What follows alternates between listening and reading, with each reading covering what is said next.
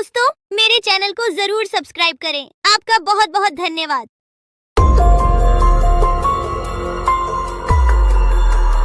बहुत साल पहले की बात है।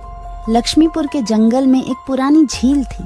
वहाँ दिन में तो कोई घटना नहीं होती, पर थोड़ा सा भी अंधेरा छाते ही वह झील एक खूनी झील बन जाती। उस दौरान जो भी जानवर उस झील पर पानी पीने आ जाता, वह जिंदा वापस नहीं आता। कहाँ जाता, आज तक किसी को उसका पता नहीं चला था। यही वजह थी कि जंगल के सारे जानवरों ने, यहाँ तक कि जंगल की राजा शेर ने भी उस झील को खूनी झील घोषित कर दिया था। अब पूरे जंगल में कोई भी शाम को उस झील की तरफ जाने की हिम्मत नहीं करता था।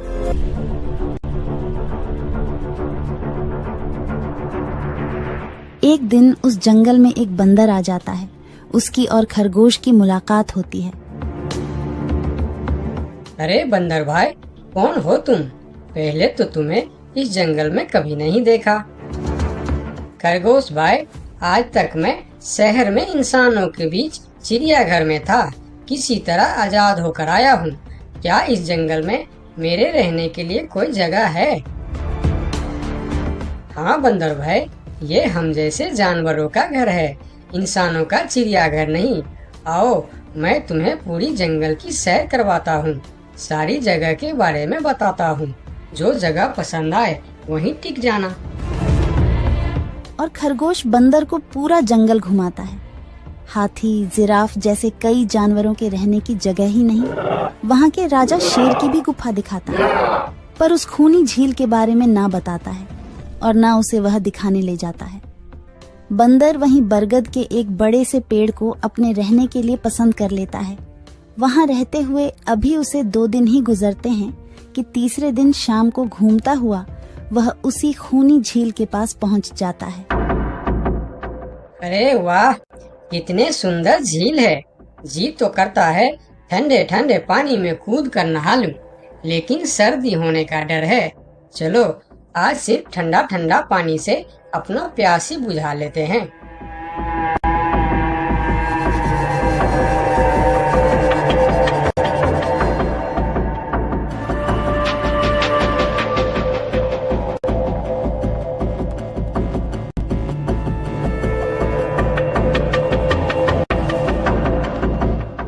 अरे बंदर भाई, तुम इतने डरे हुए क्यों हो?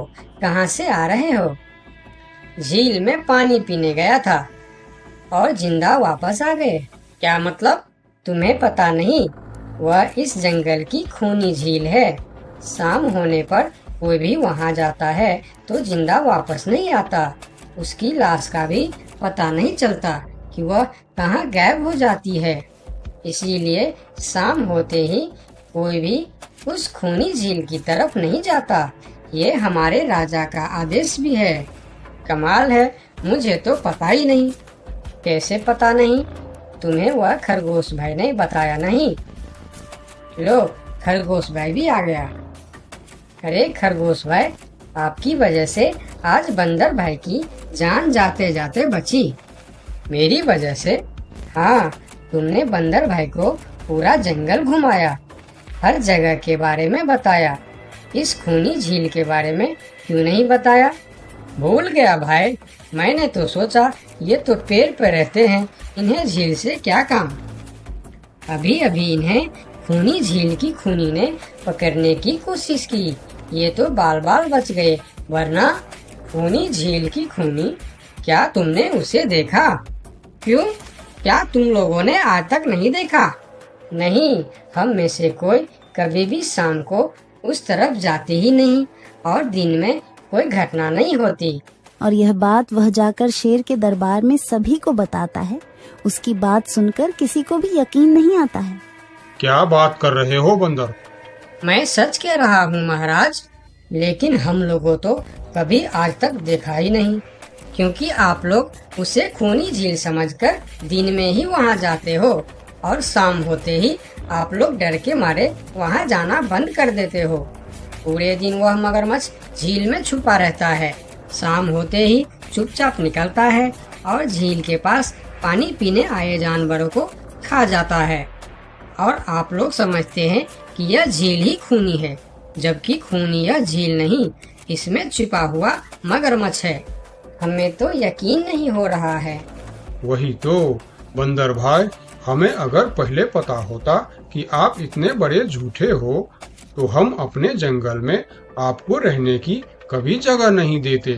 अरे यार, आप लोग मेरे बात पर यकीन क्यों नहीं करते? मैं आप लोगों का भलाई के लिए ही बोल रहा हूँ। अगर तुम्हारी बात सच्ची है तो क्या तुम उस मगरमच्छ को हमें दिखा सकते हो? क्यों नहीं महाराज, आज शाम होते ही आप लोग वहाँ जाकर पेड़ और पत्थरों के बीच छुप जाना।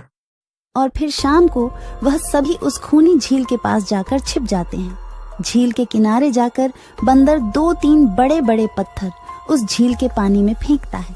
पत्थर के गिरने की छपाक छपाक की आवाज सुनकर मगरमच्छ पानी के अंदर चलता हुआ शिकार करने वहां आता है। मगर वहां पेड़ के पीछे छिपे दिखाई देते हाथी को देखकर वह सावधान हो जाता है और सोचता है, अच्छा, तो यह लोग मुझे छुपकर देखने आए हैं। अब मैं क्या करूं? हाँ, ये लोग तो बेवकूफ है। इन्हें फिर से बेवकूफ बनाते हैं। मैं फिर से पत्थर बन जाता हूँ। देखा, हमने कहा था ना, झील में एक बड़ा सा पत्थर है। हाँ देखो, यही पत्थर तो हमें हमेशा रात में दिखाई देता है। हाँ वही तो, ये पत्थर सिर्फ रात को क्यों दिखता है, दिन में क्यों नहीं दिखता, कभी सोचा है? हाँ, रात को चंद्रमा की वजह से पानी में ज्वार आता है तो वह पत्थर ऊपर हो जाता है। दिन में ज्वार नहीं आता तो पत्थर पानी में डूबा रहता है। उनकी बेवकूफी भरी बातें सुनकर बंदर परेशान हो जाता है। अरे यार, तुम लोग भी ना समझते ही नहीं। ठीक है, चलो एक काम करते हैं। तुम लोगों को लगता है ना कि वह बड़ा पत्थर, कि वह बड़ा ही मजबूत पत्थर है। अगर यह खुद ही बता दे कि यह एक मजबूत पत्थर है तो मैं भी मान जाऊंगा और अभी गुलाटी मारते हुए झील में छलांग लगा दूंगा और तैरता हुआ इस तरफ से उस तरफ चला जाऊंगा। यह सुनकर मगरमच्छ के मुंह में पानी आ जाता है। लगता है आज बंदर का नरम नरम मांस खाने का मौका मिलेगा। वैसे भी ये सारे जानवर बेवकूफ है। आज तक मुझे पत्थर ही समझते आए हैं। मैं पत्थर हूँ, मैं मजबूत पत्थर हूँ। सुना आप लोगों ने, ये कैसे आप लोगों को बेवकूफ समझता है? अरे पत्थर भी कभी बोलते हैं क्या? अब सभी की समझ में बंदर की बात आ जाती है। रात भर सभी शेर राजा की गुफा में मीटिंग करते हैं। बंदर सही कह रहा था। यह मगरमच्छ जरूर कहीं दूसरे जगह से हमारे जंगल में आ गया है। लेकिन अब क्या करे? अगर धरती पर होता तो मैं उसे धूल चटा देता था, लेकिन पानी में हमारा शक्ति कम हो जाती है। तो क्या इससे हमें कभी छुटकारा नहीं मिलेगा महाराज? मेरे ख्याल से तो नहीं। मिलेगा महाराज, ये पानी में भी रहेगा, हमें देखेगा भी, मगर वह कुछ कर नहीं पाएगा। ये कैसे हो सकता है? हो सकता है हाथी भाई, बस आप लोग मुझे 2 बड़े बड़े रस्सी दे दो। रस्सी का क्या करोगे? मैं शहर के चिड़िया खाना में था तो एक एक तरीका सीखा है जानवरों पर कब्जा करने की। हम इस पर कब्जा कर लेंगे। और बंदर को 2 बड़ी बड़ी रस्सी लाकर दी जाती है। फिर बंदर उन सभी के साथ रस्सी लेकर उस खूनी झील पर पहुंचता है।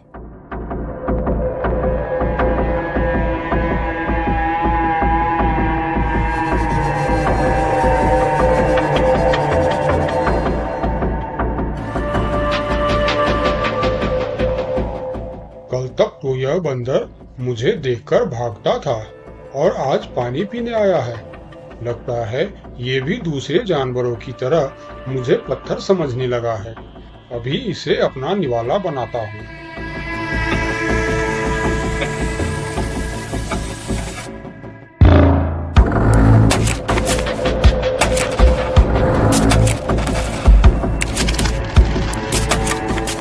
अरे ये तो भाग भी नहीं पा रहा है।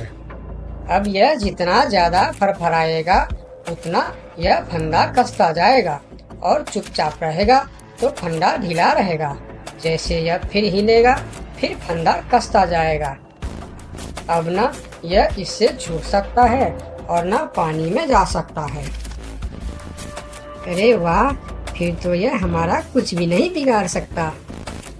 अब हम सारे जानवर इस झील में कभी भी पानी पी सकते हैं, कभी भी नहा सकते हैं। अब यह हमारा कुछ भी नहीं बिगाड़ पाएगा। अरे वाह बंदर भाई, मान गए। आपने तो हमारी समस्या ही खत्म कर दी, वरना रात भर हमें प्यास ही रहना पड़ता था कि हमें झील में पानी पीने गया और झील ने हमें खा लिया। तो आज हमें एक बात समझ में आई है कि किसी भी अफवाह के चक्कर में हमें अपनी जगह छोड़कर नहीं जाना चाहिए, बल्कि उस अफवाह का समाधान क्या है वह खोजना चाहिए, क्योंकि कोई भी जगह खूनी नहीं होती, उस जगह पर रहने वाला खूनी होता है।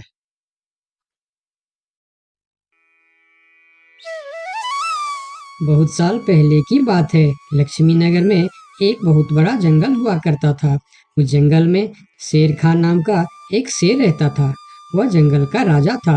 उसके शासनकाल में जंगल के सभी जानवर सुखी और शांति से रहते थे।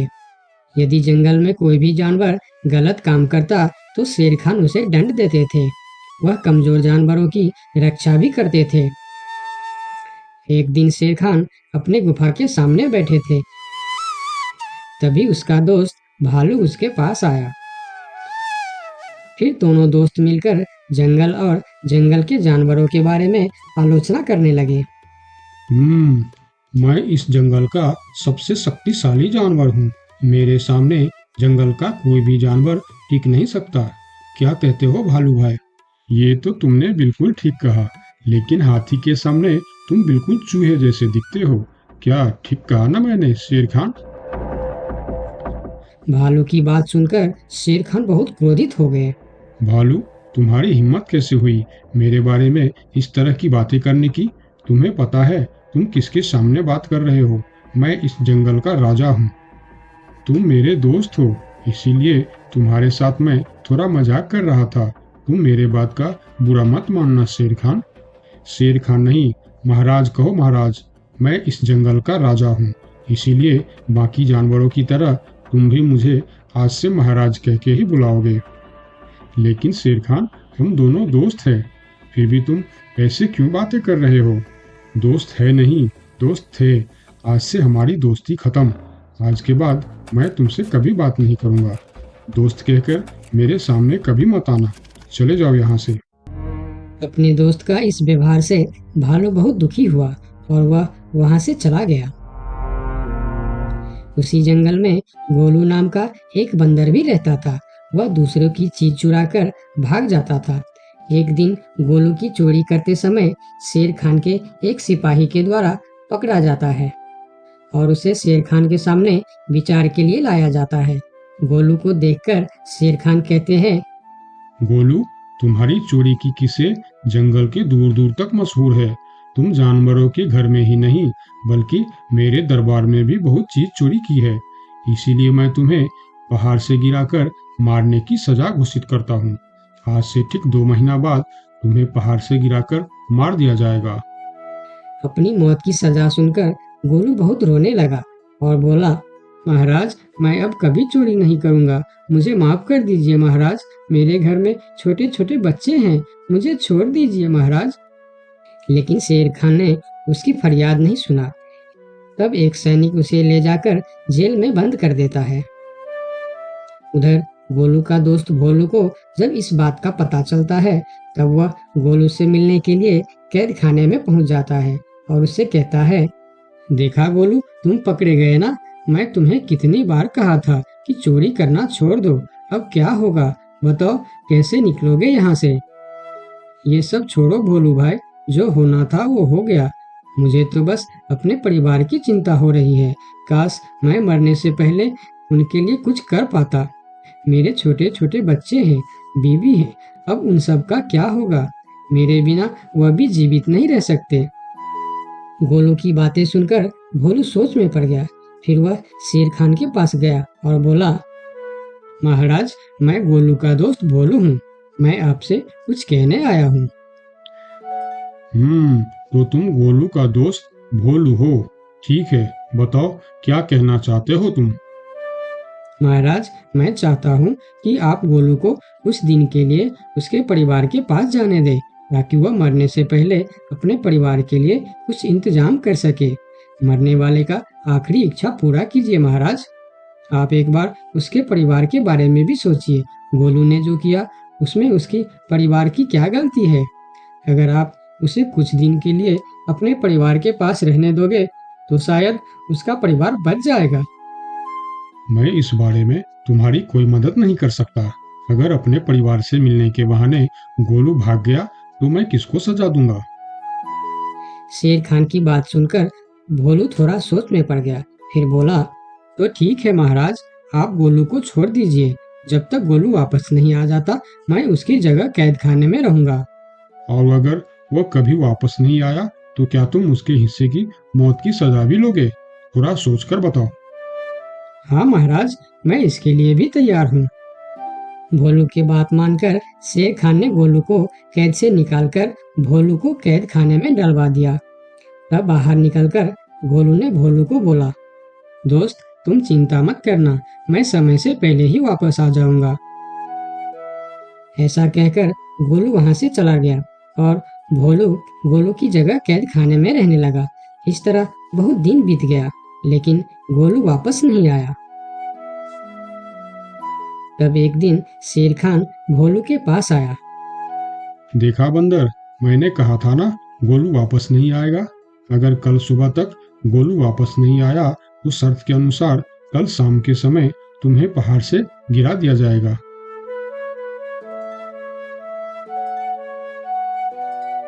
अगले दिन भी जब गोलू वापस नहीं आया तब शेर खान और उनके सैनिक भोलू को लेकर पहाड़ के किनारे पर गए। फिर भोलू को खाई के किनारे खड़ा करके शेर खान ने कहा, देखा ना मूर्ख बंदर, तुम्हारे दोस्त तुमको धोखा देकर चला गया। अब तुम मरने के लिए तैयार हो जाओ। लेकिन इस बार भी गोलू नहीं डरा और बोला, कोई बात नहीं महाराज, मैं अपने दोस्त के लिए मरने के लिए भी तैयार हूँ। मैं यह जानकर बहुत खुश हूँ कि मेरा दोस्त अपने परिवार के साथ खुश है। मेरे आगे पीछे और कोई नहीं है, मैं तैयार हूँ महाराज। शेर खान और भोलू के बीच बातचीत चल ही रही थी कि तभी थोड़ी दूर पर गोलू उनके और आता हुआ दिखाई दिया। फिर पास आकर उसने बोला, तुम्हें ऐसा करने की कोई जरूरत नहीं है दोस्त। तुमने मेरे लिए जो किया उसके लिए तुम्हारा बहुत बहुत शुक्रिया। अब मैं अपनी सजा पूरी करने के लिए तैयार हूँ। महाराज छोड़ दीजिए मेरे दोस्त को। गोलू, तुम्हें वापस आने की क्या जरूरत थी? मैं यह सजा ले लेता था। तुम्हारे घर में छोटे छोटे बच्चे हैं, बीवी है, उनका क्या होगा? मेरे परिवार में मेरे अलावा और कोई नहीं है, इसीलिए यदि मैं मर भी जाऊं तो मेरे लिए किसी को कोई दुख नहीं होगी। तुम यहाँ से चले जाओ। नहीं दोस्त, गलती मैंने की है, इसीलिए सजा भी मुझे ही मिलनी चाहिए। उन दोनों की दोस्ती को देखकर शेर खान सोचने लगे, ये दोनों अपने दोस्ती के खातिर एक दूसरे के लिए जान देने के लिए तैयार है, और मैं एक छोटी सी बात के लिए अपने सबसे अच्छे मित्र भालू से दोस्ती तोड़ दी। यह मैंने बहुत बड़ा गलती कर दी। मुझे इसका प्रायश्चित करना ही होगा। किसी को मरने की कोई जरूरत नहीं है। तुम दोनों की दोस्ती देखकर मैं गोलू की सजा माफ करता हूँ। और याद रखना गोलू, अगर तुमने फिर से चोरी की तो अगली बार मैं तुम्हारी सजा माफ नहीं कर पाऊंगा। नहीं नहीं महाराज, आज के बाद मैं फिर कभी ऐसा गलती नहीं करूंगा। आज से मैं ईमानदारी से मेहनत करके अपना परिवार चलाऊंगा। आपका बहुत बहुत धन्यवाद महाराज। ठीक है, अब तुम लोग यहाँ से जा सकते हो। उनके जाने के बाद शेर खान सीधा अपने दोस्त भालू के पास गया। भालू मेरा दोस्त, मैं यहाँ तुमसे माफी मांगने के लिए आया हूँ। मैंने जो उस दिन तुम्हारे साथ व्यवहार किया वह बहुत गलत था। मैं बहुत शर्मिंदा हूँ, मुझे माफ कर दो मेरे दोस्त। लेकिन महाराज, आपने तो कहा था। महाराज नहीं, शेर खान बोलो, शेर खान।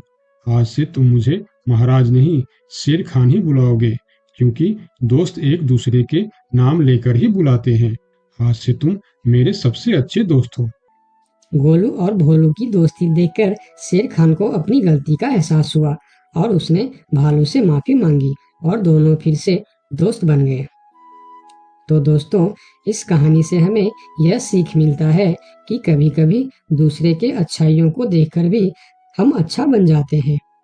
इसीलिए हमें हमेशा अच्छे लोगों के साथ ही दोस्ती रखनी चाहिए और अच्छे-अच्छे काम भी करनी चाहिए। आपका बहुत-बहुत धन्यवाद।